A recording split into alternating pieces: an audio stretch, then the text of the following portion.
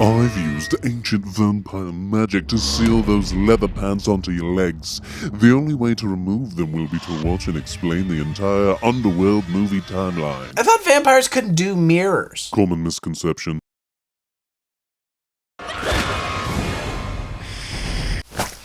So, Underworld, huh? Is that like a Waterworld sequel, but instead of a world covered in water, it's covered in undercarriage stench from wearing airtight leather in the rain? Oh, okay, well, apparently we're in some sort of gothic church accompanied by a voiceover detailing a 1,000-year war between vampires and lycans. The lycan are led by someone named Lucian, but I'm not sure why vampires are so pissed at a bunch of moss, and since when does that leafy have a leader, but color me intrigued. Now we see a gothic leather-clad butt crouching on a parapet like a sexy Batman, but like a woman. And she watches some people walking around while another dude with a camera takes pictures of those people. Her voiceover mentions something about being a death dealer and how she loves to hunt down lycan. And again, do plants really experience death?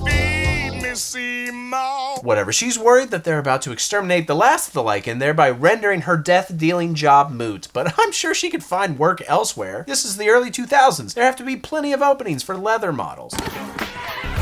Whatever. She and the other dude share a little nod, and then they hop down and follow some other dudes into a subway. Wait, does lycan mean black dude? That'd be weird. Maybe it means the lead singer of Creed, because he's apparently down here too. We don't have time to consider all that, however, because the black dude notices something and people start yelling and shooting, and one dude gets hit and turns weird and blue, which is unusual, I think. I mean, I've never shot a dude personally. And it turns out the woman named Celine, with all E's for vowels, is essentially Trinity from The Matrix, but she's British. So no copyright infringement. Look, I don't care. A random bystander gets shot, but is pulled out of harm's way by Scott's staff. Then people be chasing people around and on and through the train and also windows, but then the black guy transforms into a dog. Oh, no, a werewolf. Oh, lycanthrope. That makes sense, I guess. The wolf dude kills the other dude, but not until they hiss at each other several times. The, I assume, vampire literally just hisses at the werewolf the whole time he's transforming. Hard to believe that's the best strategy they've come up with during the last millennia of war. Anyway, Celine dispatches whoever she's fighting and wanders through the tunnel with—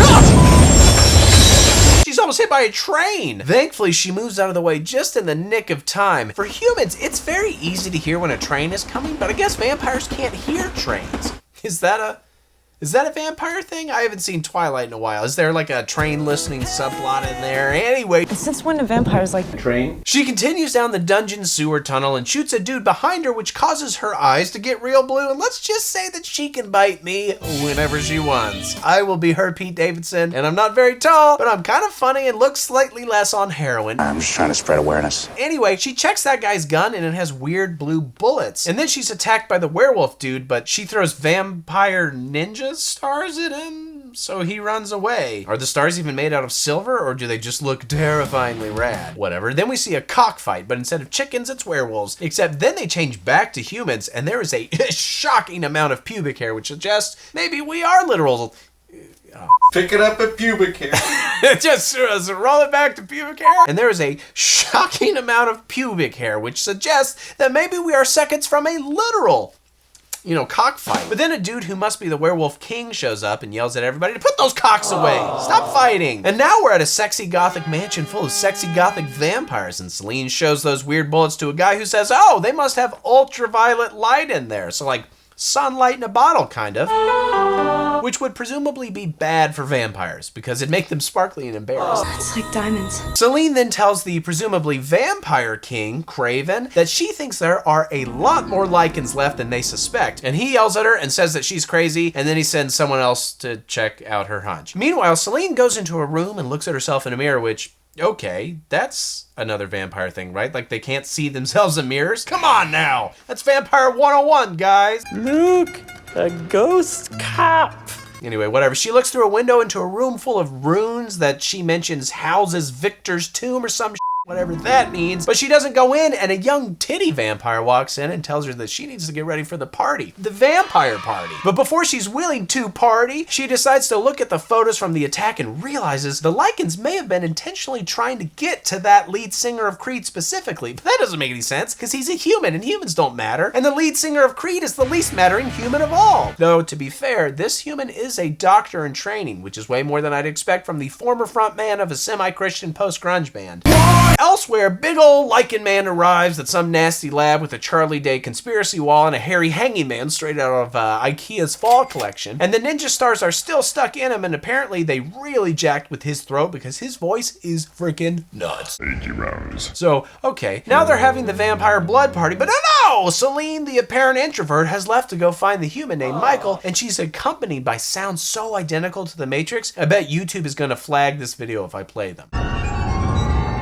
She doesn't find Michael, but she does leave his apartment door open. So he's immediately aware that somebody's in his apartment. He confronts her, but then the ceiling starts flipping out, so she starts shooting the ceiling. And then they both run away into the hallway, and oh, it's a Lycan attack. Michael runs into the elevator before Celine can get there, so now she shoots the floor and goes down exactly one floor. I guess that's useful. But before Celine can go down the rest of the floors, 1,000 bullets at a time, the Werewolf King stops the elevator. But before he can do anything to Michael, he's shot by Celine, but that's okay, because Werewolf King dives into the elevator and chomps on Michael's shoulder a bit and gets a vial of the dude's blood. Then he lets Michael and Celine run away while he rips off his clothes and shits out the bullets. Celine and Michael hop in a car, but Werewolf Man can run just as fast as the car, and he hops on top and tries to stab them, but he makes the classic mistake of assuming that the driver and passenger are sitting on each other's laps with the gear shift stuck up their ass in the middle of the car.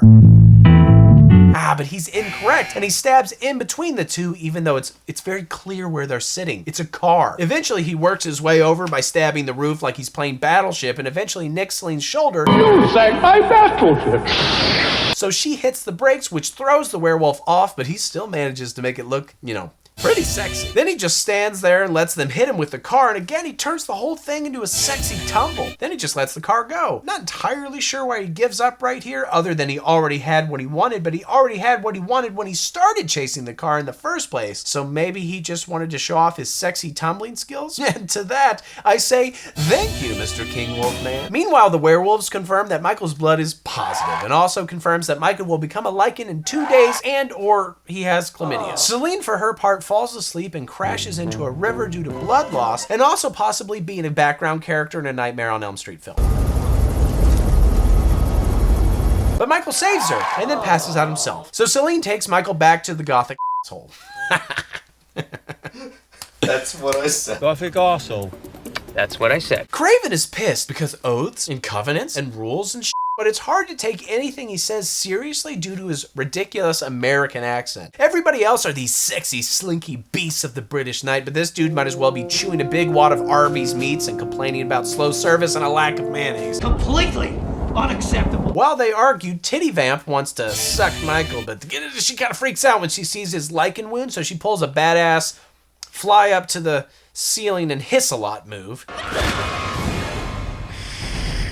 While Michael runs away. Bitch slap! Celine heads to the vampire shooting grounds or whatever and learns that they've got new silver bullets that are a little better at killing dogs. Also, werewolves, presumably. Celine admits that she thinks Lucian, the ancient werewolf Lycan king, isn't dead, and Craven has lied about killing him in the past. History? More like his story. He's hissed your ass. Then immediately Craven reveals, yeah, he's working with the Wolf King, who is in fact Lucian. So, mystery solved. Celine, for her part, also confirms this on her own by kicking in a door to a room full of old-ass graphic novels full of dead skin that explain vampire and Lycan history. It all comes together when she realizes that the werewolf dude on the car had the same dope-ass chain as Lucian in the book. Seems like a bad idea to wear your signature bling if you're in hiding, but whatever. Convinced something is afoot and or amiss, Celine goes back into the rune throne room for the 100th time and is still visible in the damn mirror. She twists a rune and dribbles in some yummy blood and says she's gonna awaken Victor and show him her memory so he can help her deal with the,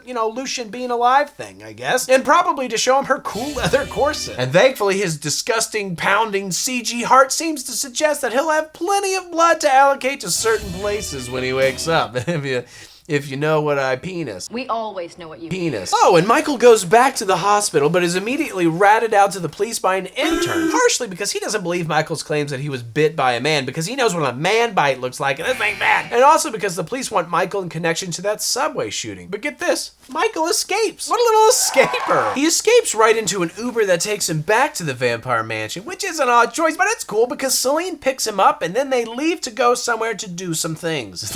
Naughty things like that. And yep, Celine kisses Michael and uses that to trick him into getting tied up, which is even hotter, although she claims it's because it's about to be a full moon and he'll transform soon and start eating everybody out. And they chat a bit and Celine reveals that she hates werewolves because when she was a kid like 1,000 years ago, a bunch of werewolves broke in and ate her whole family. The only reason they didn't eat her was because Victor came in and saved her, and he's been like a surrogate bloodthirsty daddy ever since. But that's enough exposition for now, so Celine leaves Michael tied up, well, like a dog. A man dog. No, down, get him off me! Wilfred! While Celine is en route, Titty Vamp and Craven get it on, although as far as I can tell, he's completely fully clothed. Dude is still wearing his damn coat. Maybe male vampires have like a cloaca on their chest or something. But yeah, so Victor's awake, but he's looking rough. He also looks like a leathery, deflated Bill Nye, so like Bill Nye. Wrinkled and alone.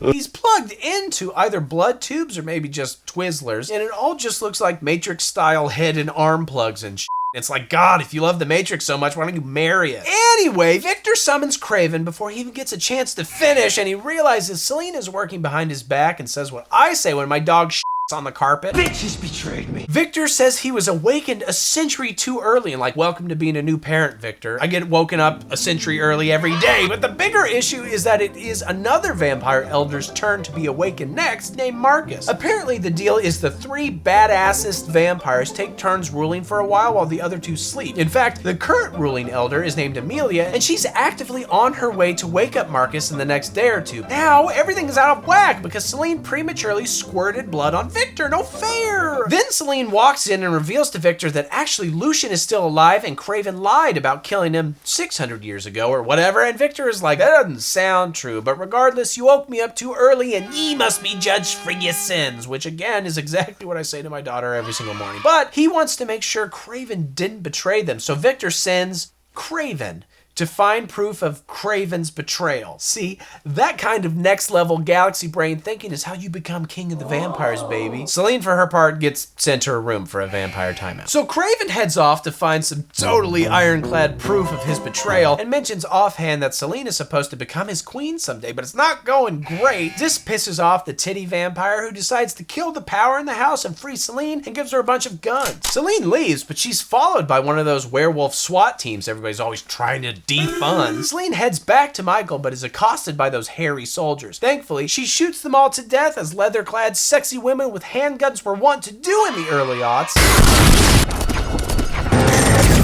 But inexplicably, she also finds the gross scientist from the beginning of the movie amongst the bodies, still alive, so Celine captures him. And despite Celine's total victory, she still makes Michael jump out a window, falling some 4 or 5 stories, but he's fine because he's like 60% werewolf at this point. Unfortunately, he's still too much of a wussy to not get picked up by some cops who are waiting outside for, I guess, this exact occurrence. Michael starts himself super hard in the back seat, so the cops crank up some new metal on the radio to cover the noise. That doesn't work though, so they drug him to shut him up and, close his bowels. And I'm starting to think that these cops might be bad dudes. That's just, sorry, I'm being redundant. Elsewhere, Amelia and a bunch of other sex pots arrive on a train for the Great Awakening of Marcus, but the train is immediately attacked by werewolves. Now that I think about it, maybe they should have picked a night where it was not a full moon outside to expose their queen or whatever. Like, does it have to happen this Thursday? Or could they move it a couple of days when the werewolves are less strong? Of course, regardless, the problem is exacerbated by the vampire anti-werewolf team they sent to protect Amelia. Well, they're clearly loyal to Craven. They just let all the vampires die without intervening. Also, the big black dude steals Amelia's blood, which feels shitty. I mean, he should have just asked. If anybody ever asked me for a vial of blood, it's no big deal. Oh, here Craven and Titty Vamp are smoking, so I guess they did finally climax. Good for them. Celine heads back into the rune room with the weird scientist in tow, and Bill Nye is mostly looking normal now, which is to say, still pretty much not great. The scientist decides to reveal the werewolves' entire crazy plan because, that's a thing that people do. He says that back in the day, there was this dude who survived a crazy disease and maybe became immortal and maybe had 3 kids, one of whom got bit by a wolf and became the first werewolf, and one of who got bit by a bat and became the first vampire, and a third who saw his brothers getting bit by all the time and decided he should maybe stay indoors. But yeah, they all ended up having sex and or biting a lot of people, and now the modern day werewolves have this crazy idea that if they could find a human descendant of this Corvinus bloodline, they could pump them full of werewolf blood and vampire blood, specifically Amelia's elder blood, and that those combined with his special human blood would create some sort of new hybrid bat dog that would be stronger than anything before it. Michael, they believe, is one such descendant. Oh, and also, yeah, Craven betrayed them and is working with Lucian. After all that, Victor decides the exposition is over and punches the scientist's face off, like the film. Let's just kill each other. This conversation and face punch takes so long, Craven apparently just slips out the back before anybody notices. Sneaky vampire! Victor decides to attack Lucian's home base because I guess he knows where that is, and tells Celine that he'll forgive the whole judgment thing if she can kill Michael for him. And speaking of, oh boy, now we learn that Michael's acquired a bunch of Lucian's memories through that shoulder bite, so we get a full-on flashback. So Lucian's in chains and wearing like medievally looking clothing, and he's getting whipped, and there's a vampire lady who's tied up and gets burned up with sunlight. Then I guess there's a crazy time lapse, or maybe outer space worked differently in the 10th century because all of a sudden the moon comes out, which causes Lucian to get hairy and he escapes. And speaking of the 10th century, speaking of the 10th century, apparently film techniques were super shaky and sepia toned back then, because this scene almost made me want to throw up and or, go watch Oh Brother Where Art Thou.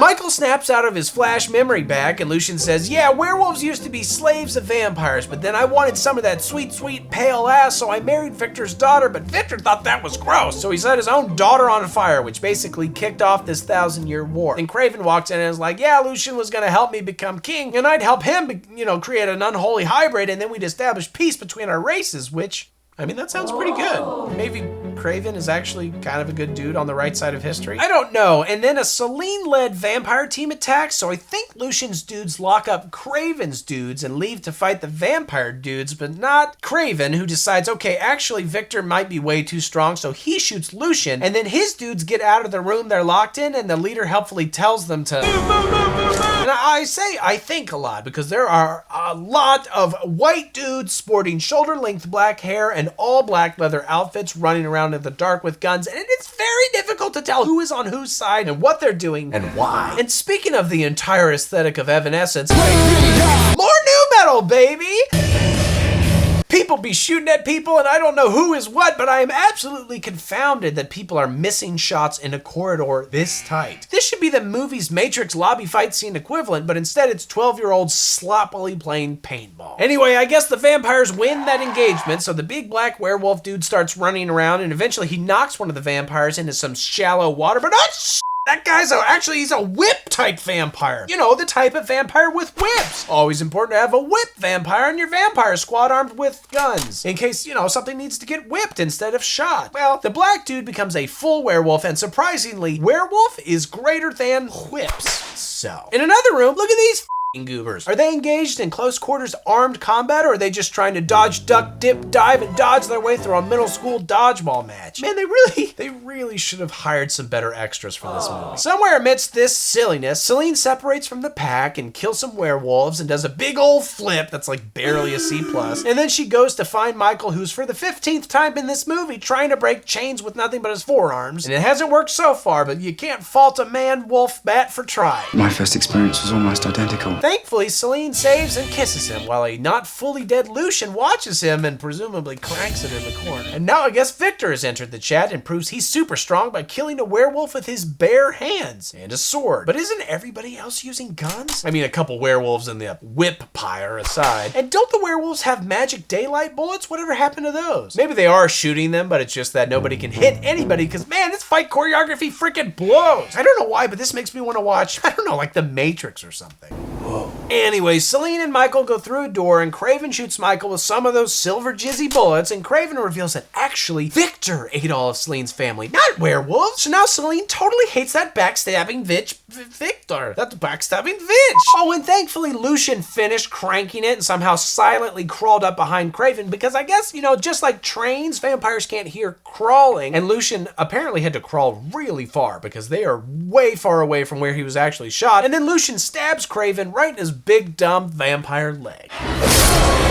Then Lucian tells Celine if she wants to save Michael, she's gonna have to bite him. And he doesn't say where, but I'm gonna assume the penis has to be a top 5 biting spot. She does, and Craven kills Lucian for real, and then Victor walks in and chucks Michael through a wall because, wow, such ancient power. He could have shot Michael in the head or stabbed him with a sword, but no, true power is throwing people through walls so they can get up and fight back.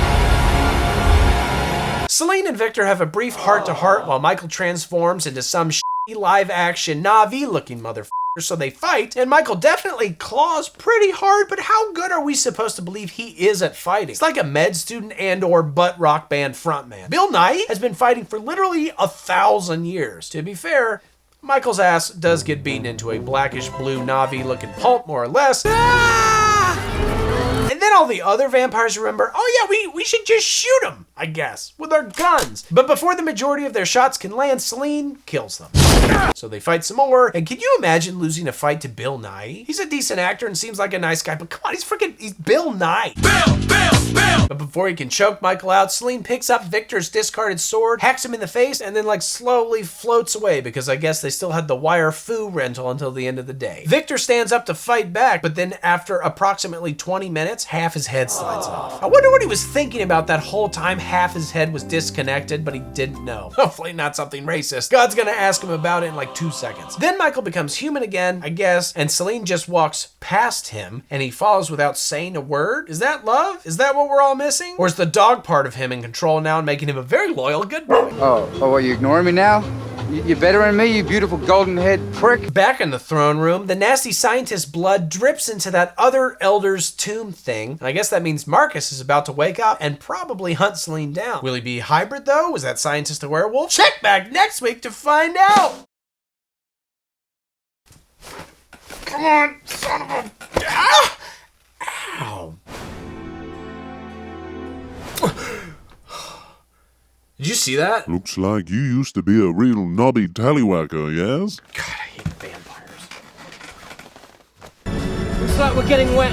Alright, well if you freeze on this frame, it kind of looks like a dick. I feel like that's important to point out. Anyway, then we get a text recap of the first movie alongside the mention of the first werewolf named William Corvinus, who I don't remember ever being mentioned in the first movie, but also there were a lot of things mentioned in the first movie. Dogs! We open in earnest in the year 1202 AD. A bunch of vampires in knockoff Lord of the Rings elvish armor observe the apparent aftermath of a lycan attack on a village. Among the not elves are Victor, Amelia, and Marcus, who we never saw in the first movie but was mentioned all the time. Marcus. Oh, hi, Mark. They set the bodies on fire because they're worried they're going to turn to werewolves, but I thought it took 2 days to become a werewolf? That's what happened with Michael. Were they 2 days late? Or were they lying? Or did they forget? I didn't forget, but whatever. Fortunately, these are the most flammable snow-soaked corpses of all time. And flammable though they may be, they still turn real quick with some pretty graphic body horror. And it's honestly not that bad looking for a 15-year-old movie. So a battle ensues, and you'd be forgiven for mistaking this for some fantasy fan film about orcs massacring elves in the snow. Victor tells Marcus to run away because if he dies, they all die. And now we know where Jennifer Lawrence got that line for Passengers. You die, I die. Must be a huge fan. Marcus doesn't really run away because he runs right towards where they've caught William, who is a very large, very white wolf. Marcus is mad because they're being mean to his bloodthirsty wolf brother. But Victor is like, yeah, we gotta imprison him forever and ever because dude is crazy. And Marcus is like, okay, fine, but I am not happy about it. Victor is like, tell me about it. Apparently, every word in my mouth tastes like asshole, so I got to spit them out. Foolish. Cut from there to modern day Celine and Michael on the run from apparently everybody. Celine keypads them into some sort of wet basement that doubles as a safe house and triples as a lab, I guess, because Celine is surprised by a big old werewolf body, which turns out to be dead. They offhand mention that usually when a werewolf dies, it transforms back into human form, but this one didn't because of drugs. That is a fairly clever way to paper over the plot hole that would arise from no humans noticing for hundreds of years that entire villages are full of just dead man dogs for no reason. Although to be fair, even if it's just a village of dead naked people, surely somebody would notice something amiss, right? Well, I guess this is a pre-Facebook world, so nobody had access to reliable Sweet Baby Ray's barbecue sauce. Celine tells Michael they need to hurry because all the safe houses are connected and somebody probably knows that they're here already. But then she tells him she's leaving to confront Craven before he can wake up Marcus, and Michael should stay behind and eat a big old bag of blood to grow stronger. And Michael's like, I don't want to eat blood. But Celine is like, if you don't, you're gonna get real hungry and start start eating humans, and that's a lot more morally iffy than just slurping down this blood pouch. Michael's like, I'll think about it, and Celine leaves. Craven has already arrived at the mansion, and he opens Marcus's tomb thing, but then, it's empty, and Marcus explodes out of some other random spot in the ground and kills everybody in first person. POV, you're some dumbass vampire in tight leather getting fucking drilled by a hybrid vampire werewolf with wings. Oh, hi, Mark. Marcus is all juiced up because he did get that werewolf scientist blood in his tomb or whatever, so it apparently transformed him into a green goblin. Man, these movies really did steal everything from every other early 2000s action movie. Matrix, Lord of the Rings, now Spider-Man. You and I are not so different. I can't wait until Marcus competes in the special Vampire Olympics like Johnny Knoxville in The Ringer. That's gonna be hilarious. Not at all problematic. When the do we get ice cream? Anyway, Craven is like, I promise I wasn't trying to betray you. And Marcus is like, doubt it, and bites Craven's shoulder and drinks his blood, which allows him to see his memories. Bro doesn't love what he sees, so he chops Craven's head off. Then this horrifying, monstrous beast from the very deepest depths of hell heads over to computer to peck away at a keyboard like your arthritic grandma.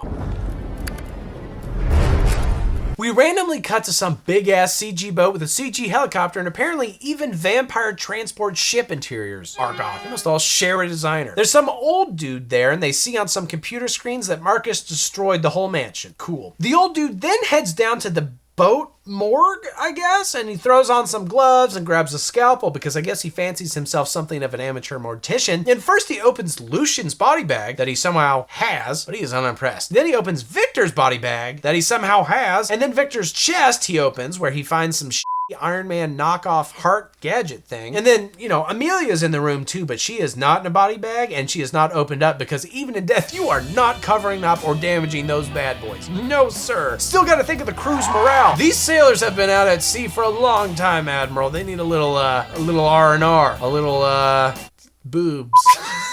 Even if they're dead, Dave, they're pretty nice. You know, sailors all give each other blowjobs anyway. They just need some boobs in the corner so it's not gay. Anyway, back to Michael. He refuses to drink his blood juice like a good boy, so he heads into town for a nice meal of what appears to be turkey slop, but he really doesn't like the turkey and he can't stop freaking yelling about it, which terrifies all the Russians in the bar. Looks like Michael's about to become a Ukrainian folk hero, and yeah, he jumps on a dude. And then he runs away, I guess.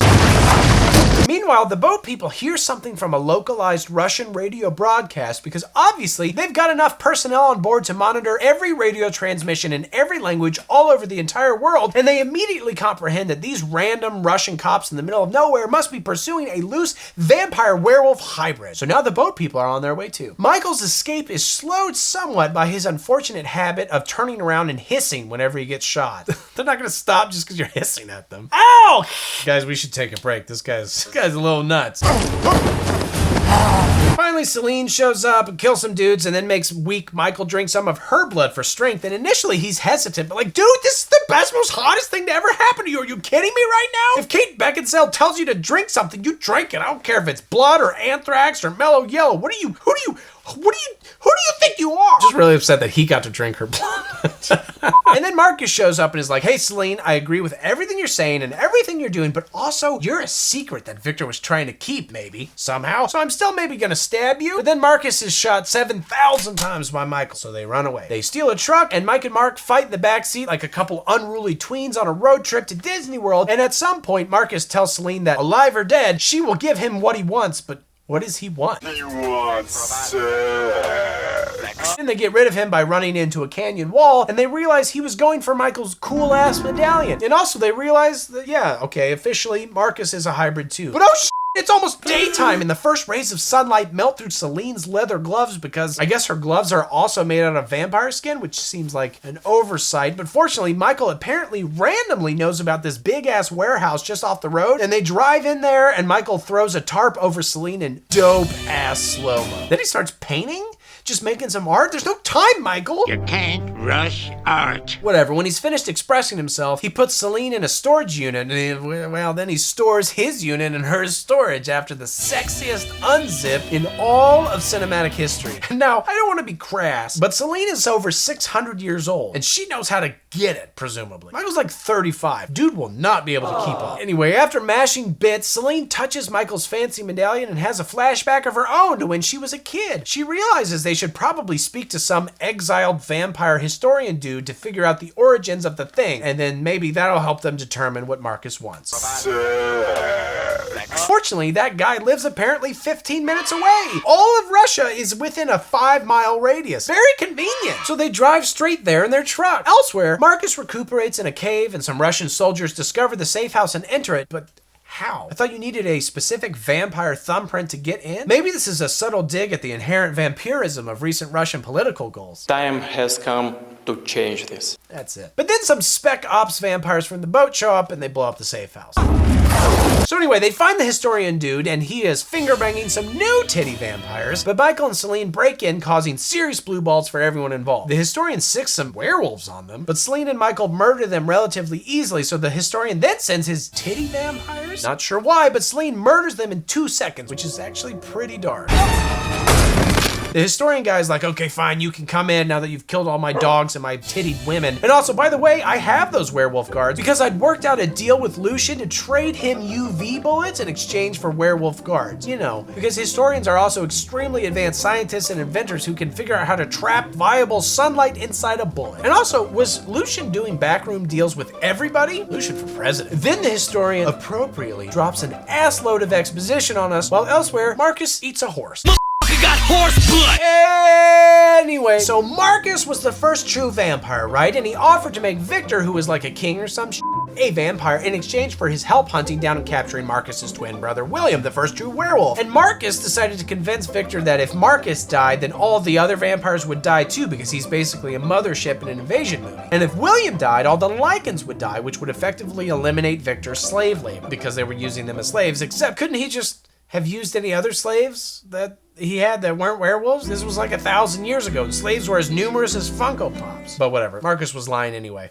So yeah, they put William in a forever prison built by Celine's dad, which is why Victor killed her whole family so nobody could ever find it. I mean, he didn't kill her, but to be fair, she looks exactly like Kate Beckinsale. Lucian, for whatever reason, obtained one prison key, while Victor had the others stuck in his friggin' chest. Also, Celine has the memory of where the prison is in her blood, as one does. Then the historian is like, hey, by the way, I know somebody who can defeat Marcus. I'll arrange a meetup. So they leave to meet this mysterious man named Lorenz, and it turns out that that's just Mr. Boatman, and it turns out he's not named Lorenz at all. He's actually Alexander Corvinus, the father of Marcus and William, and the third person that we have never talked about again, and I don't think ever comes up ever again. Alexander has been alive doing basically nothing for centuries except cleaning up every time werewolves or vampires die, like the world's most exotic janitor. Celine is like, why don't you stop Marcus? And he's like, I ain't trying to kill my son, cuh. Forget about it, cuh. And back at the castle, the historian buries his titty vampires and Marcus busts in and drinks the historian's blood to learn what's going on. Then Marcus attacks the boat and Mike and Mark go back to slapping until Michael is impaled, presumably to death. And Marcus then impales Celine, but like in less important spots, and he drinks her blood to learn his bro's location. Then she shoots him in the face a bunch, so he flies away. Celine goes over to Michael, who seems pretty dead, but she drips some blood on him to make sure it doesn't. Marcus kills pretty much everybody on the boat and dons one of their leatheriest dusters to go confront his dad and say mean things. I have no respect for your petty sentiment. He claims that his plan is to create a new race of hybrids and become their god, and says, you know what makes somebody truly a god? Not having a dad. Whoa, sick burn, Jesus. I'm sorry, I'm forgiven. Then he kills his dad, sort of. I mean, it takes the dad like an hour to die, and in that time, Celine heads upstairs and sucks the dad for a bit in the hopes that I'll give her some of his power, and then she leaves on the helicopter to go to William's prison and brings along Michael's body bag, which is weird. And even after all of this, Alexander still isn't dead, so he decides to just expedite the process by blowing himself and the boat up for literally no reason or purpose. Seriously, if he's trying to hide this vampire boat from humans or whatever, I'm pretty sure there's nothing more conspicuous than a huge ass explosion, and what's worse, the boat doesn't even sink. As far as I can tell, his glorious suicide accomplishes nothing, and they probably could have used those bombs for the climactic fight. Whatever, speaking of, Marcus is using his key in a slimy, wet prison, which is an excellent euphemism if you need one, and then he uses the other key for the metal box cage itself, and William comes out all angry and hot, but I guess Michael talks him down a bit, as brothers rarely do. Elsewhere, the Leather Boys arrive and are excited about how wet it is, alongside Celine, who, by the way, refuses a scuba mask and takes a shotgun instead, which surely she could bring both? Is the rest of her inventory just over encumbered with heaving breasts? Whatever. They dive in the water, but the team is pretty immediately accosted by Sweet Willie, who snuck behind them, I guess. While Celine and Marcus have a little water battle involving shotgunning him in the chest like 13 times. Eventually, she locks Marcus behind a gate, forcing him to transform back into Green Goblin. And naturally, this causes Michael to come back to life up on the helicopter because he's a hybrid, idiots. His power is potentially limitless, like Jesus' power. Speaking of people who resurrected from the dead, thanks to being a combination of two different things, man and God and vampire and dog, obviously. And he comes to join the fight as well. Well, Michael does, not Jesus. Not until the sequel. Did you know that Jesus and Moses used guns to conquer the Romans? Anyway, Celine, for her part, has really taken the Alexander sucking to heart and is now strong enough to hold entire dudes with one hand. And when Willie attacks again, she goes pistols akimbo and seems to largely hold the big guy at bay, but to be fair... Huh? I like to sleep. What? I like to sleep. Oh. I mean, to be fair to William, though, dude has been locked away for, what, 800 years? He's almost certainly never seen a gun or a Kate Beckinsale and vacuum-tight leather. No way he's prepared for that. Nobody could be prepared for either of those things without extensive training. It's like we're getting wet. Anyway, Celine also explodes the ceiling, as she often does, but it's not enough because all the previously bitten dudes start turning, even though, again, like... I thought it took 2 days. Then Mike finally joins the chat right as Marcus decides to lift the gate and then destroys the helicopter by pulling it down by its chain while Celine epically flips away. To keep things simple, Celine squares off versus Marcus and Mike with Willie. And Mike eventually tears off William's jaw and Celine stabs Marcus and throws him into the still spinning helicopter propellers and all is right in the world. So much so that even when the sun comes up and begins shining on Celine, she is unaffected. Time for smooches! It's time to go medieval on these pants. Do you actually think my ancient vampire magic doesn't extend to wrenches and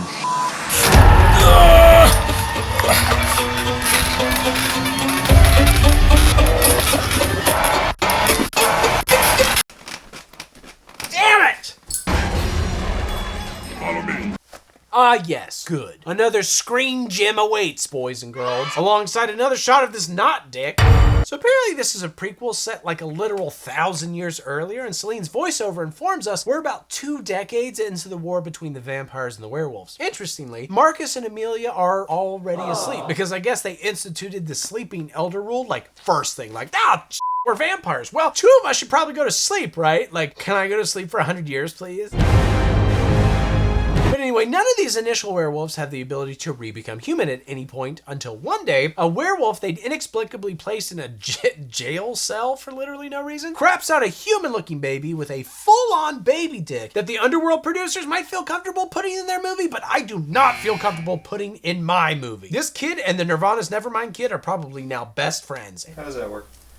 Because his baby dick was out. If my baby dick was out on TV, I would bond with all the other kids who had their baby dicks out on TV.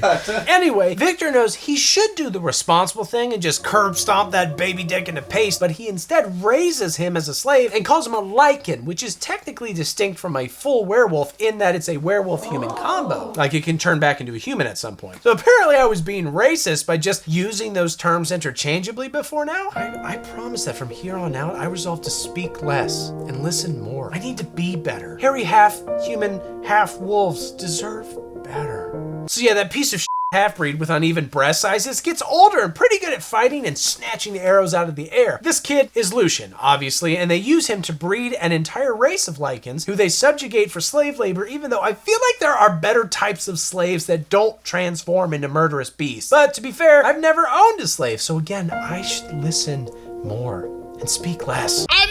Imagine going and f***ing yourself.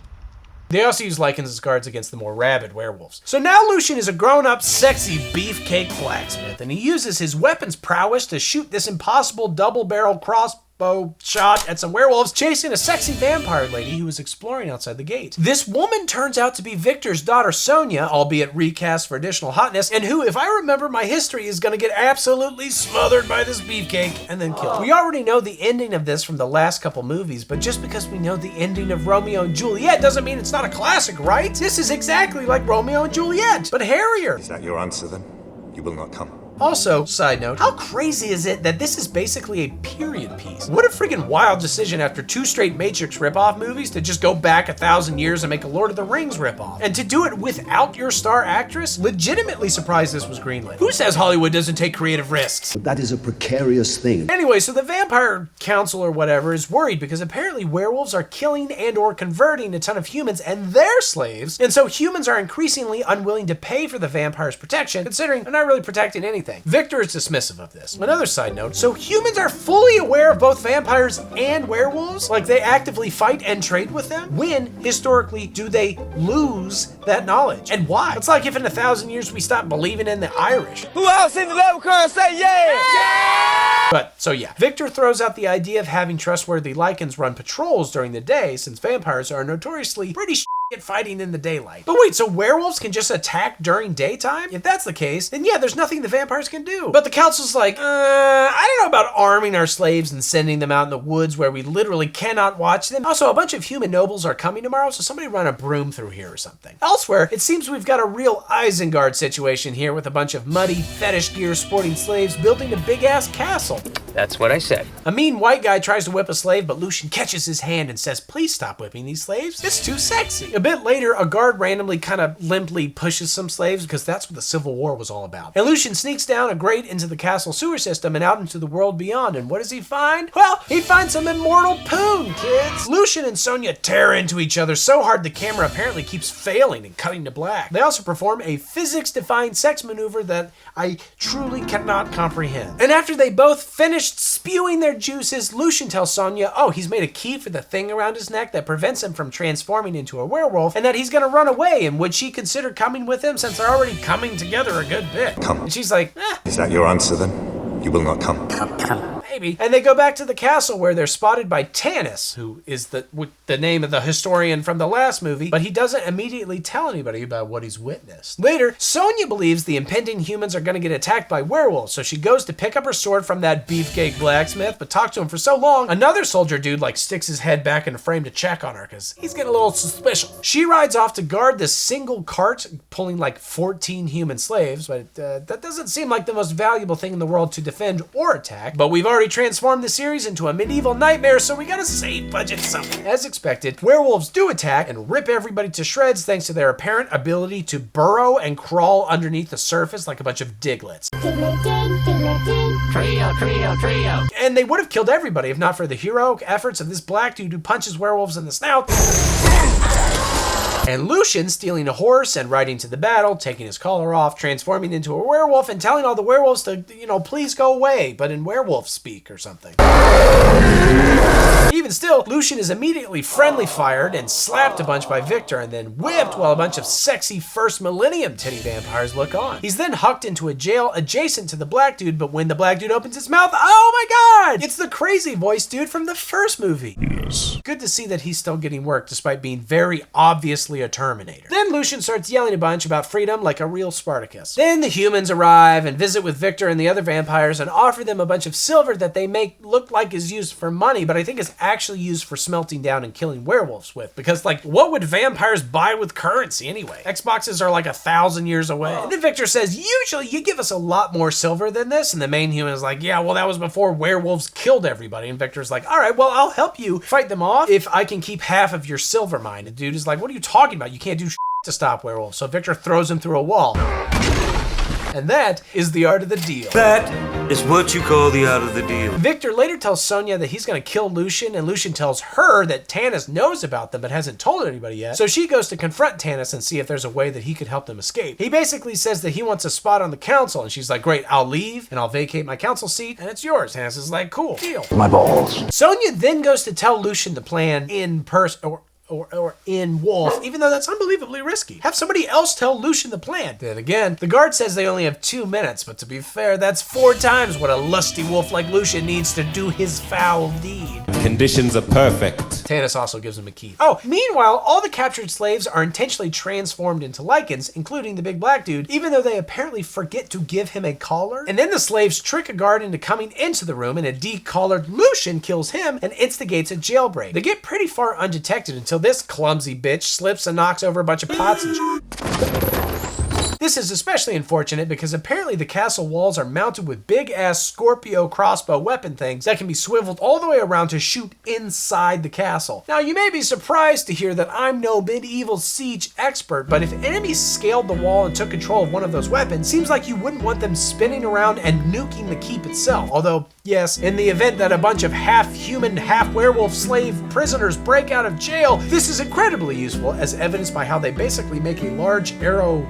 wall somehow. A few lycans still manage to escape, largely because they don't take fall damage, and also because it's daytime, so vampires can't follow without becoming crispy critters. Victor immediately accuses Tanis of freeing Lucian because Tanis had access to the key to the jail cell, but Tanis claims that his copy of the key is in the armory, and he shows Victor that, yeah, a key is there, so it couldn't have been him. And Victor is like, damn, I guess you're right. They must have had a copy of the key, but it's not like they test the key. Could have been any random key. It's too bad the vampires don't have a 100% entirely foolproof way to see if a person is lying by, like, I don't know, drinking their blood and watching their memories. Draft.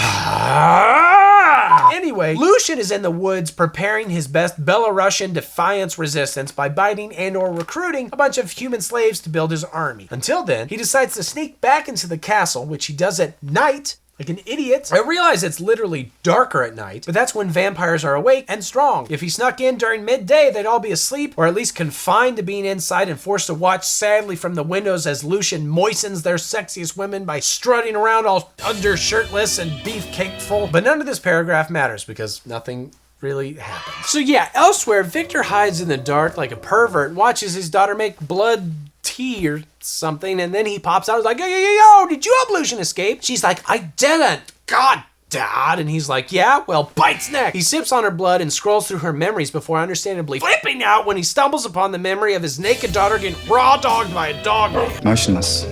Defenseless. Obviously, he throws her in jail for forcing that image onto his immortal icy blue retinas. So again, why didn't he bite Tanis? Did he not want to see his panis? I'm sorry, Dave. It's like penis. It's closer to like Panera. A panini. It's like a panini, yeah. Yeah, panini. Like... He didn't want to see his panini.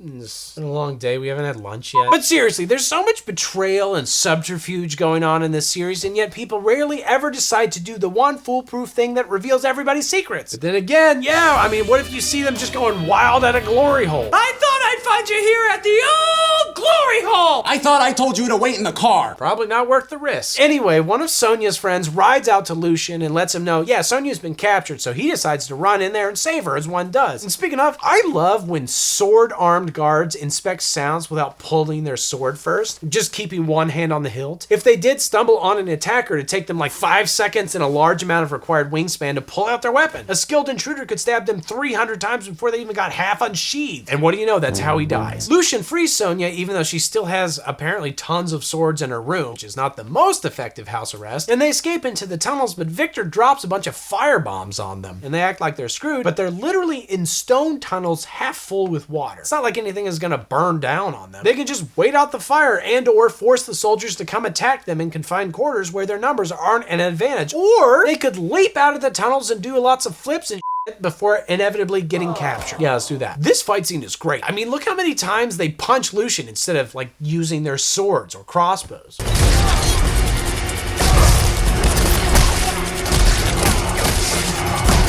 We're also treated to yet another classic Bill Nighy fight scene, like we've seen so many times throughout the famous action hero's storied career. Sonia defeats him and confirms that, yes, she was 100% raw dogged and is now pregnant with a little pup of her own. This grosses Victor out, and I guess now they're both thrown in jail, and then the council sentences Sonia to death because gross! Oh! Is she even circumcised?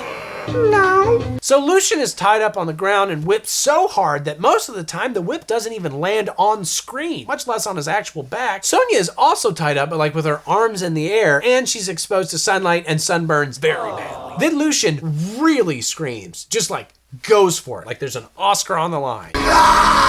Then the moon comes out, so Lucian becomes a werewolf, grabs Sonia's medallion that we know from the last movie is actually the key to the secret prison of the first werewolf, obviously, and jumps out a window. But couple questions. Why is the moon significant? He doesn't need a full moon to transform, right? Is it just like poetic or something? Because again, if he had the ability to transform and escape, dude really should have made his escape during the day. The room was full of sunlight. They literally couldn't touch him. Also, why doesn't he have a damn collar around his neck? That's the one thing stopping him from transforming. And these vampires are like smoking garlic or some shit. It's been a while. To be fair, Lucian doesn't get super far before getting impaled a bunch. Lucian howls into the night and summons 1 billion feral werewolves for a Battle of Helm's Deep ripoff with a smattering of the Siege of Minas Tirith vibes. I guess it's also like that Game of Thrones episode from season 8 where you literally couldn't see anything because they killed all the characters with torches in the first 5 seconds. Wilhelm scream! The black werewolf finds naked Lucian and then does his best Terminator impression while setting the other prisoners free. Follow me. Lucian gets up to fight Victor, but Victor buggers off into the tunnels. So Lucian goes down there and they do fight, but they're also mostly just hanging on chains and shit. And eventually Lucian stabs Victor in the brain and he falls into the water, presumably dead, even though we 100% know for a fact that he isn't, unless vampires later develop sophisticated cloning technology like Palpatine. Somehow Palpatine returned. That doesn't appear to be the case because Victor is 100% fine and on a boat with Tannis 3 minutes later. So how do they explain his survival? They don't!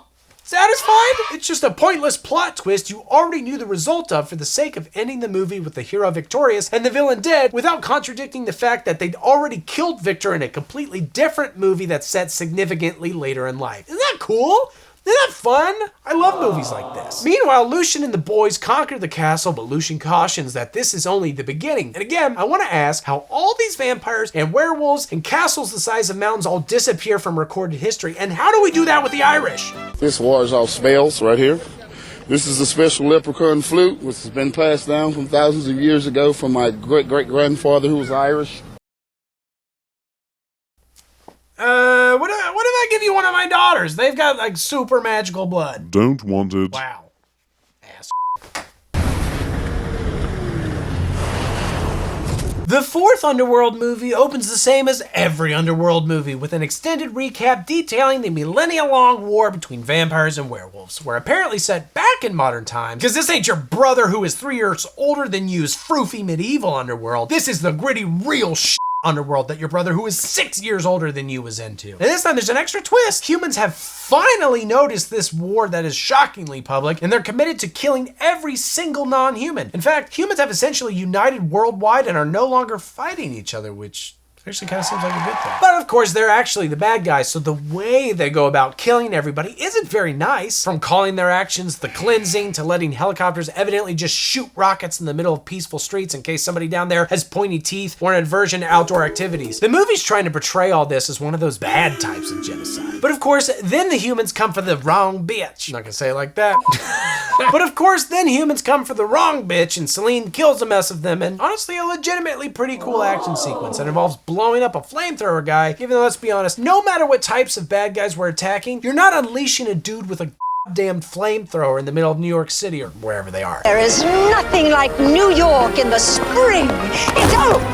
The collateral damage can't possibly be worth it. It's not really particularly effective against leather-clad women with super speed anyway. Anyway, Celine blows him up, so that settles that. Celine heads to the docks to meet Michael, but unbeknownst to either of them, humans are preparing an ambush to apparently capture Mike. Of course, what they actually do is blast him into the water with a silver grenade and then drop a depth charge on him. Not the most effective way to capture somebody alive, but to be fair, Mike had already sensed the humans and was tearing his shirt off as he always does to the first hint of danger. A shirtless Mike is a dangerous Mike. Gotta shut that down by any and all available means. Anyway, then all of a sudden, Celine is exactly how I like my women. Naked, on ice, upside down. She busts out of her cryo chamber or whatever and gives a very naked Mila Jovovich in Resident Evil performance that gets 5 stars from me. Speaking of, check it out! The reporter lady from the second Resident Evil movie has been upgraded to a scientist. Good for her. The other scientists in the lab release a bunch of fentanyl in the room to knock her out, but Celine jumps through the ceiling maybe and starts breaking their arms and shit. And now she's in the hallway using hyperspeed to stab dudes. Not gonna lie, this movie is moving. And again, the action ain't half bad. They let her escape because she'll lead them to Subject 2 or something, and we learn that she was held in a facility owned by the company Antigen. She also gets shot in the head. That doesn't really faze her. Seems like if there's an ongoing genocide that everybody would have UV and or silver bullets in their guns, right? Like she just jumped out a window and onto this dude's truck and he's like, ha, must be a regular ass human. Might as well shoot it in the head. Oh no!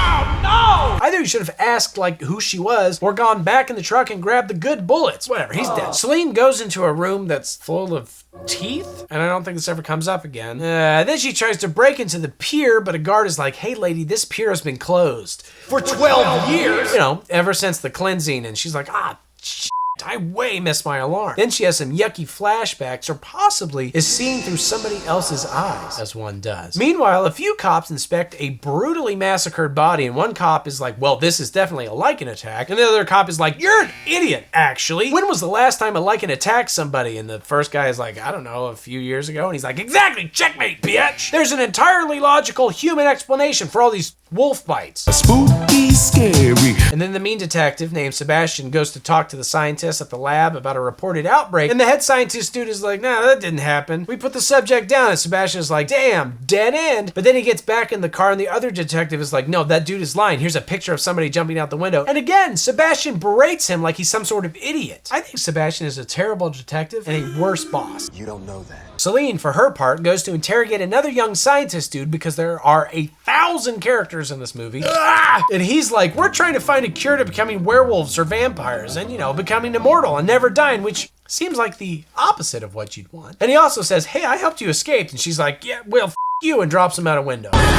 Why did she do this? I have literally no idea. Why did he help her? Same answer, Bob. Unless it was so that she'd go find Subject 2 for him, since she can occasionally see through their eyes or whatever. I mean, I guess that's the answer, but since we've never seen this character before and he's currently a splat, we may never truly know. So now she's trying to follow her visions, and some other hot boy character happens to be following her. He opens his trench coat to reveal a huge dirty knife sword thing, and he runs into Celine, reveals that he's also a vampire, and then they're attacked by a bunch of Lycans. These Lycans are extra hungry and sad now, you see, because they're so hunted by humans. Celine and Hot Boy run to the source of her visions, and it's not Michael like you'd expect. It's some young girl, and I've got $10 that says it's her daughter. They're still being chased by dirty doggos, so they use a magic knife to steal a van and drive down the middle of the city while pursued by Lycans. Now, I don't want to nitpick, but just a few minutes ago, we saw Celine move at hyperspeed that appears much faster than these wolves are moving. Hot Boy and the daughter should also have that power, right? But no, this leads to a car chase, and side note, I'm kind of done with car chases. They're just boring. Every once in a while there's an exception, like in Bourne Supremacy or The Raid 2, but I bet we can come up with some other sort of action filler scene. Like, I don't know, what about a snowboarding scene?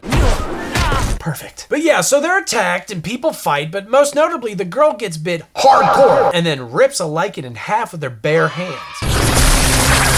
They drive away, but then another new character drives up and checks out some naked werewolf ass. Celine decides to bite the girl for blood memories, and yep, it's her kid. Everybody watching this owes me $10. That includes you, Dave. This girl is like, yeah, I knew you were my mom because I'd been seen through your eyes too, but Celine's eyes have been closed for 12 years. What did the girl see exactly? But anyway, Hot Boy Vampire, who I just looked up on Wikipedia, is apparently named David, does a sick, completely needless van drift slide and takes them to a secret waterfall coven base thing, complete with a door that requires magic rocks and to get into. Inside, a vampire doctor tries to help the girl since her wound isn't healing right, and they also find David's dad, or should I say Lord Tywin Lannister of the Inglorious Toilet Death. Or I guess on Wikipedia it says he's named Thomas. Hand of the King Thomas? Anyway, Lord Thomas is mostly an ass for the sake of conflict. How dare you? He mentions offhand that Michael is dead, but if I've learned anything from movies, it's that nobody that important dies off screen unless they're tanking the Matrix and they've been stealing food on set. The doctor slits her own wrist so the girl can drink her blood, which is something I have never been offered by my primary care physician. She drinks it and is super into it, and she now heals extremely quickly. Yeah, I'll have what she's having. Oh, yes, yes. To test out her new power, she literally cuts herself and watches it heal, which is probably extremely triggering for some people, right? Like she's cutting herself in a mainstream movie like it's nothing. It's up. Anyway, nobody offers her a new shirt, so she wanders around in her blood-soaked pajamas until she encounters Tommy again, and he reveals the big problem the Coven is currently facing is that David wants to go kill all the humans, and Thomas does not, which again makes him a bad guy, I think. And speaking of, humans attack, and David still wants to kill them, and Thomas still does not. But how are the humans gonna get inside through the magic door anyway? I don't know. But once they do, they're gonna massacre everybody because nobody taught these vampires about how to take cover. Oh, but it doesn't matter because actually they're being attacked by LYCANS, I guess? Okay. Everybody gets killed pretty much, despite David's attempts to use a magic whip and also Celine's attempt to do this really elaborate flip that does like no damage. Eventually, Celine goes toe-to-claw with some sort of boss wolf. She attempts another cool flip, but it's not very effective and she's knocked out. Celine wakes up to find David dead and Thomas having given the girl, who Wikipedia says is named Eve, to the LYCANS. It's all good though, because Celine has apparently seen the Matrix Reloaded and she reaches into David's chest, via his stomach, of course, and fingers his heart until it restarts. Is this a power that she's always had? Why does nobody else have it? And why is nobody else more excited about this development? Side note, why are LYCANS all of a sudden the bad guys again? The whole twist of the first movie is that vampires are the assholes, and LYCANS are essentially former slave freedom fighters. That story was maintained through the second and third movie. To make the LYCANS the primary villain again is like if halfway through Saving Private Ryan we decided, oh no, actually, the Nazis are great. It's these mean American soldiers who are the real problem. It's Vin Diesel. Whatever, somehow, inexplicably, Celine finds her way to Sebastian and confronts him, even though I don't think there's any reason for her to know him or that he's involved in this case, and she gets him to admit that somebody in the cops might be working with LYCANS. And when they quickly realize, oh no, actually Antigen itself is full of LYCANS, and they're working to keep the LYCAN race alive, and in fact, they're doing even more than that, they're creating a silver vaccine, which they've already given to the main scientist and that random dude in the red jacket from like an hour ago. And to create more of this stuff, they're hoping to harvest Eve's little body to synthesize into COVID vaccines. That's right, kids! Vaccines are made out of babies! Eve throws a tantrum, but it doesn't do anything to delay the surgery. And also, Sebastian had a secret vampire wife once, which sounds very sexy, but also she died, which is less sexy. He drops Celine off at Antigen HQ, and she literally just casually saunters to the elevator while all the guards pump her full of lead, and I say again, this is a LYCAN facility. Surely somebody somewhere has some freaking UV bullets lying around in the event that they're attacked by their mortal enemies with whom they fought for 1,000 years. But no, their stupid children guns do nothing. And Celine sticks a bunch of silver nitrate bombs on the elevator in that classic Matrix way, and the soldiers prepare to kill her when she gets off the elevator, but once again forget about the whole cover thing, and they explode. But like they knew she was armed. Get behind a damn wall, you goobers. Even in the Matrix lobby scene, the soldiers take cover. Whatever. Outside, Sebastian needlessly slides his car into park and spends the rest of the movie yelling into a walkie-talkie, running and or limping around, and getting his ass kicked by various werewolves. No need to mention Sebastian again. Celine, for her part, gets attacked and jumps into a vent so she can rip off Die Hard for a bit, and she ends up in a room with a Subject Zero tank, and what do you know? It's Mike in there. Celine, clearly knowing a ton about cryotechnology, shoots a hole in the tank and then leaves, assuming that'll be enough to safely awaken Mike after a dozen-year slumber. This does make me wonder though, they're acting like Eve is super special because she's a hybrid and has hybrid powers, but isn't Mike exactly the same? Why haven't they been harvesting his this whole time? Why spend 12 years raising Eve when they presumably could have just grabbed a bunch of Mike blood? Or at least do both? And I guess even more than that, is her blood growing stronger? Why wait 12 years? Couldn't they just harvest it at any time? Is it like that mermaid movie where you don't get your powers until the 16th year or whatever? Oh, your friend Cody is quite a swimmer. Whatever, we've arrived at the final fight scene, and because of Selena's attack, the head scientist moves Eve to a van so they can do the surgery somewhere less explodey, but before they can escape, Celine just slams into the van like Terry Tate office linebacker, but with terrible tackling form. Meanwhile, the hot boy werewolf transforms into a friggin' huge hot boy massive werewolf. Hot Boy Vampire also shows up with a shotgun, so everybody sort of splits off into their separate fights for us to cut between. Celine fights Lobo Grande, E fights the main scientist who has transformed into Lobo Normal, and Hot Boy Vampire shoots all the mooks who literally just run down an open ramp with no regard for their personal safety one at a time and never apparently bother to fire their weapons. Eve wins by ripping out the scientist's throat, Hot Boy wins by just shooting everybody to death, and Celine wins by cutting open the wolf man once he gets butt-ass naked for no reason, shoving a grenade in an open wound that immediately heals, trapping the grenade inside, and then watching as he explodes in a weird bloodbath.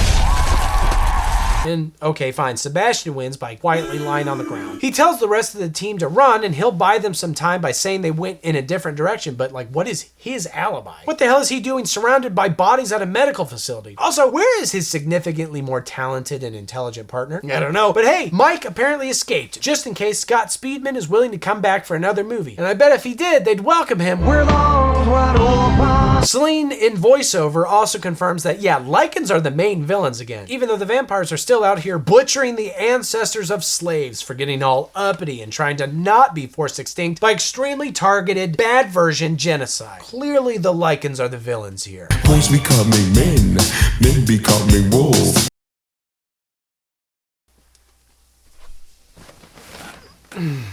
I'm now more powerful, 'cause I have highlights. Escape the pants then. Shut up. I am not a mind reader. Well, Penis Boy got upgraded, so that's a bad start. Thankfully, there's another Celine voiceover recap, just in case we weren't watching all these movies back to back while slowly sweating to death in these leather pants. The recap doesn't reveal anything new except that they've hidden Eve away and everybody wants her blood because it could end the war. But like how? And also, are humans no longer an issue? Did they just go back to thinking that werewolves and vampires and the Irish were extinct again? I want to go.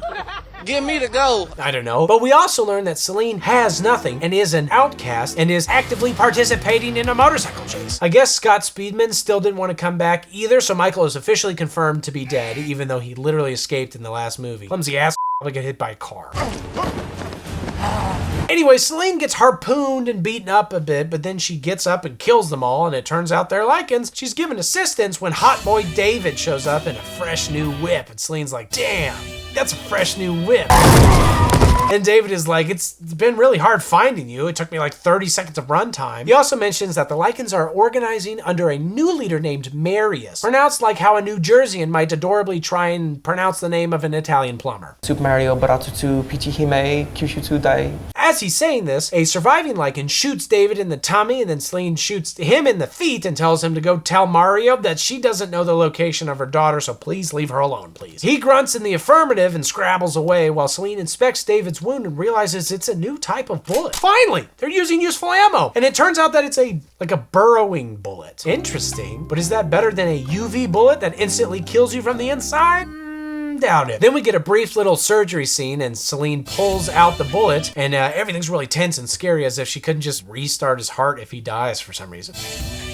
Anyway, now we cut to Count Tywin / Thomas pulling up to some new sexy vampire mansion. Looks like Tommy's done slumming it in caves. Dude's about to get his thing wet in a real bed, baby. He has a brief meeting with a vampire named Samira who doesn't outright say what she wants from him, forgetting that Thomas is historically a very catty bitch. Kindly do an old vampire the courtesy of telling him why he's been invited here. Samir says, fine, what I want is for you to convince the council to stop hunting Celine for the murder of Victor and bring her in to pull a major pain and train the next generation of death dealers. What are you looking at, ass? Oh, apparently they have a council again. Vampires have really recovered since the last movie, I guess. Why else would you have a council? Thomas is like, all right, yeah, that's fine. She did bring my son back from the dead. And Samir's like, wow, that's wild. And that's the most anybody is excited about this situation in the whole series. Imagine if a bunch of people believed Jesus was resurrected and were just like, man, that's wild. I'm gonna go back to fishing and What do you think you're doing?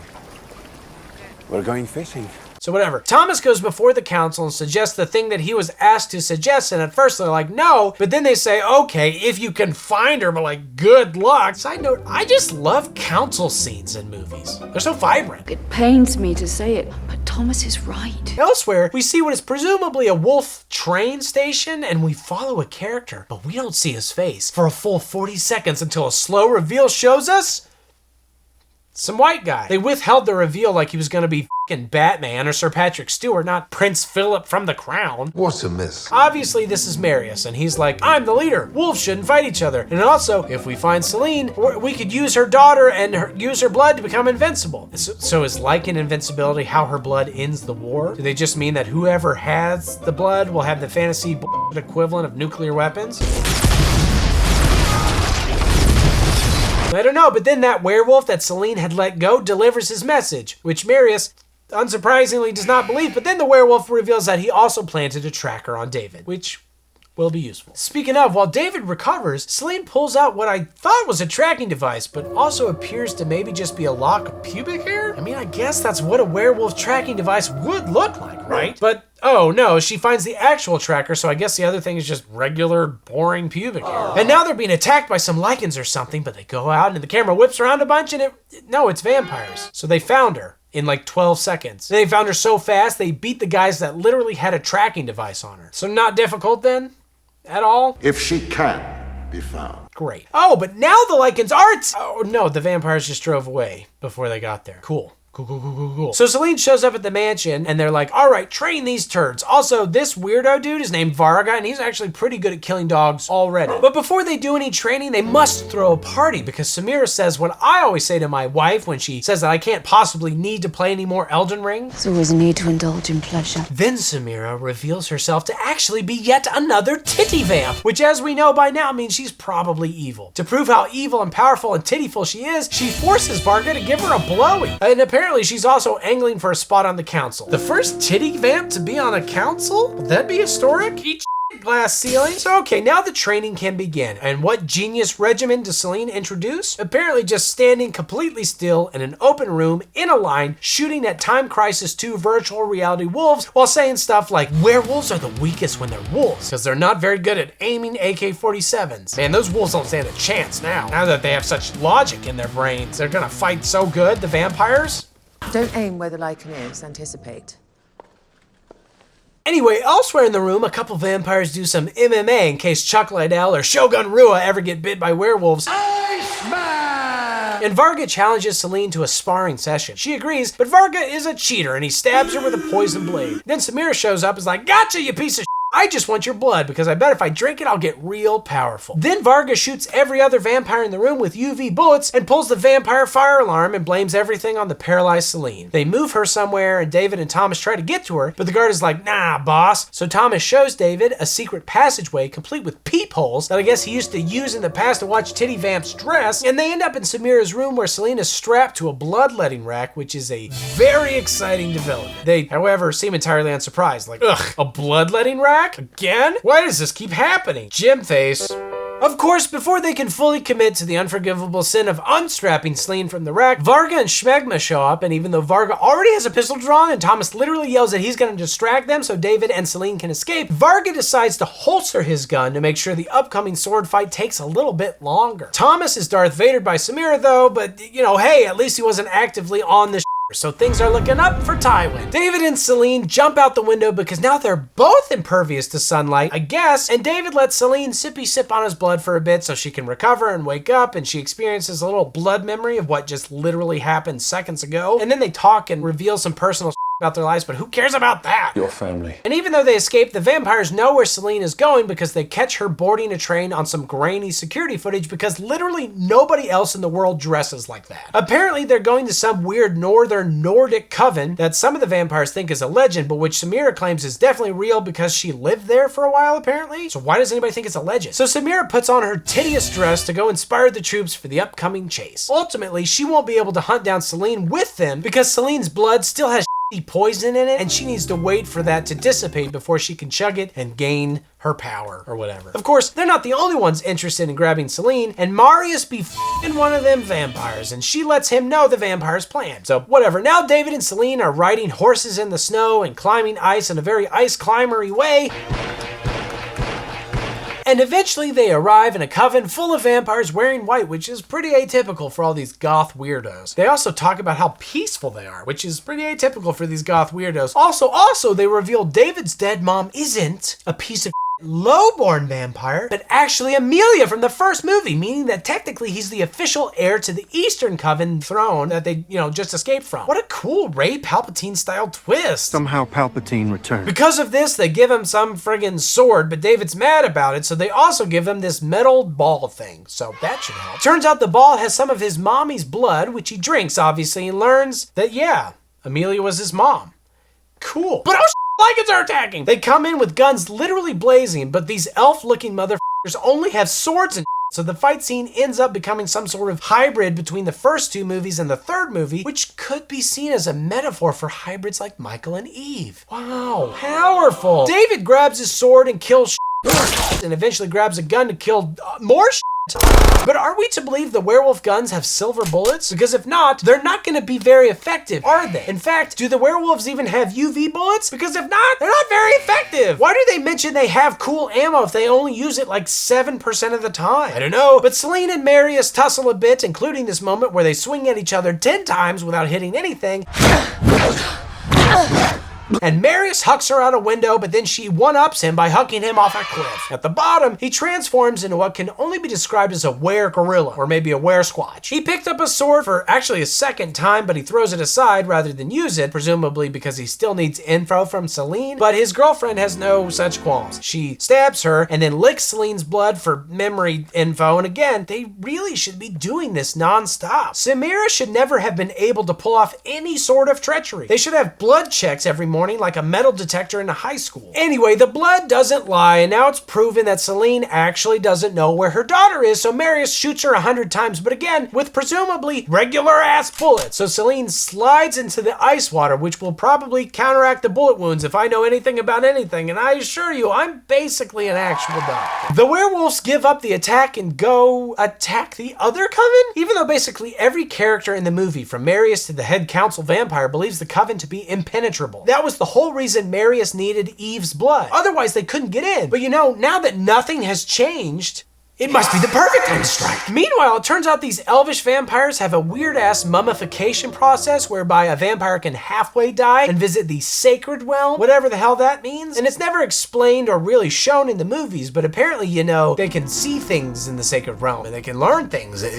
So they do that to Celine. Back at the Eastern Coven, Celine's blood has finally become potable, so Samira chugs a bunch to grow stronger and then throws like 75% of it on the floor. I get that she's selfish and but why not give some to Varga? Why does he not at least ask for a sippy sip? Imagine how good his blowies could be with Celine powers. Outside, the hairy dick-whipped vampire kills a guard to, I guess, create an opening for the wolves, but then she just walks inside to talk to Samira, who, when you know it, is decked out in fetish gear once again. Samira gives her like a little gay kiss and is like, I knew you were betraying me, and kills her. And again, they should be regularly checking the f***ing blood.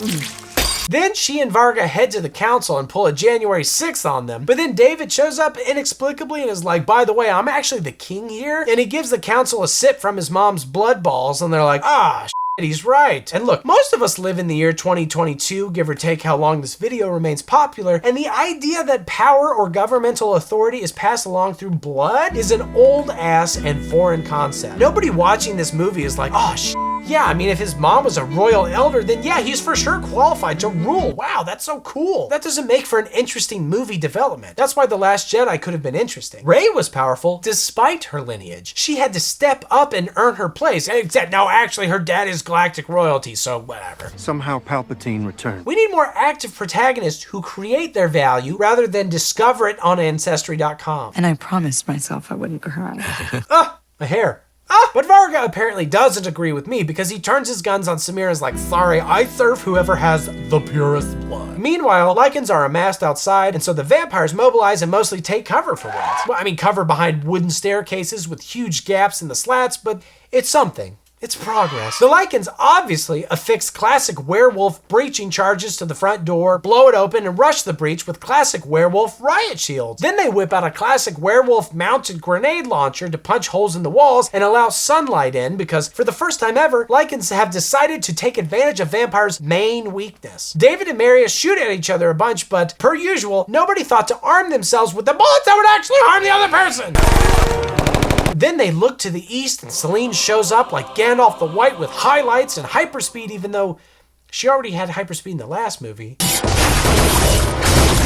but maybe this time it's hyper. She's also brought along some Rohirrim-looking vamps from the Nordic Coven as reinforcements. Of course, because this was such a surprising development, the fighting pauses for a moment to allow all the Lycans to transform into werewolves. It's only fair. They were surprised. Oh, right, and in the middle of all this, Samira escapes and grabs a sword, so she and David fight for a bit until he stabs her in the brain. It sure looks fatal, but let's remember this exact same thing happened to Victor, and it didn't slow him down for a bit. So we'll see. Selene shoots Marius about 11,000 times and gets some Marius blood in her mouth and learns that Marius killed Michael. In fact, that's the whole reason he's so strong. He's been butt-chugging vials of Mike's blood like I said the scientist should have done in the last movie. And it's weird, right? Because I've been trying something similar with my dog for weeks, but I actually feel worse. I'm trying to lubricate my legs with my dog blood. They fight in the octagon until Selene rips his spine out, which is something that no amount of dog blood smoothies can fix. Then Selene cuts his head off and shows the other werewolves and is like, guys, get out of here, please. So they do, and presumably this ushers in a time of peace. Also, Selene is now an elder, and there's a brief shot of her daughter, which maybe was something she saw in the sacred world. I don't know, who cares, it's over. Can I please get out of these pants now? Do whatever you want. I didn't actually put a curse on them. You're just fat. Man, screw you, Bill Nye. Asshole.